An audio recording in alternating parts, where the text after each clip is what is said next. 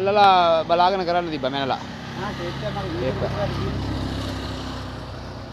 ඉවරයිනේ කතාව. බුදු පිළිම වහන්සේ අලුත් වැඩියා කිරීමේ කටයුතු ආරම්භ කරලා තියෙනවා.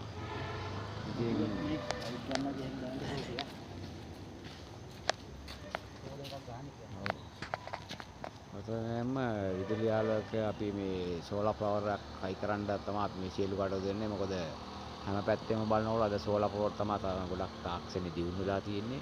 ඉතින් ඒ නිසා අපි සෝලාර් පැනල් එකක් ගහලා තියෙන පොඩි එකක්. ඒක විදුලිය අපිට මදි. ඒ නිසා අපි ප්ලග් එකක් අරගෙන අපිට පිරිට්ටියක් එහෙම අවසර දාන්න අපි මේ සම්බදායකත්වයෙන් අපේ තරංග මහතා විදුලි කටයුතු සම්බන්ධව ඒ වගේ උපුල් මහතාත් සහභාගී වෙලා තියෙනවා. ඉදිරි පොසොන් පොය නිමිති කරගෙන මෙවැනිකට අපි ගිය පොයටත් ඇත්තට මේවා නවීකරණය කරලා අලුත් වැඩියා කරලා අපේ කට්ටිය එකතු වෙලා මේ වගේ දේවල් කරනවා. ඉතින් සියලු දෙනාටම කියන්නේ අපි මේ අපේ වීඩියෝ බලන කට්ටියත් ඉතින් මේ පුණ්‍ය කර්මයන් වලදී තමයි අපි මේ කරන්නේ. අපේ තරංග මහතා විශේෂයෙන්ම